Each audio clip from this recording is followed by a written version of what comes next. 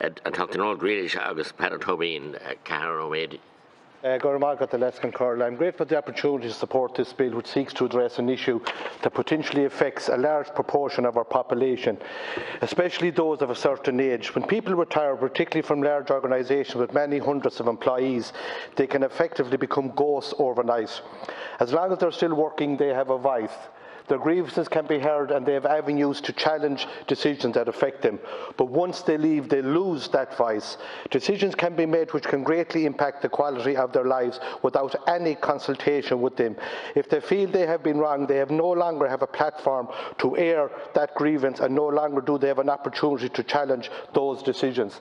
This must bring a feeling of frustration and helplessness to people who may already be struggling with a different kind of life away from the workplace. People on pensions also need security, and to know that their income, which is much reduced from what they were taking home when they were working, will not be cut overnight, leaving them in financial difficulty with no means of making up that gap. I have met in the past with the retired employees of the ESB in Galway, whose pensions had been frozen for a dozen years, a decision that they were given no say in when it was made, and one that they still have no say in getting it changed today.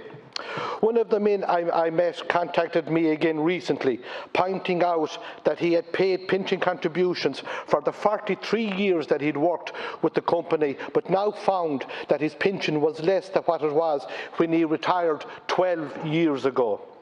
There are many others in similar situations, and in other organisations too, of course. Hundreds of employees of Aer Lingus and the Dublin Airport Authority, for instance, last year lost a High Court challenge to cuts in their pensions. These are people who worked all their lives, only to find that the decisions are taken over their heads without any reference to them, decisions that directly affect their standard of living.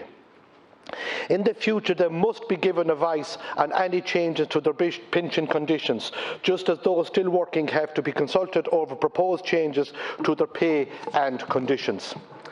Last December, the Cabinet reversed pension cuts to retired Taoiseach, ministers and senior civil servants who were in office during the financial crisis a decade ago.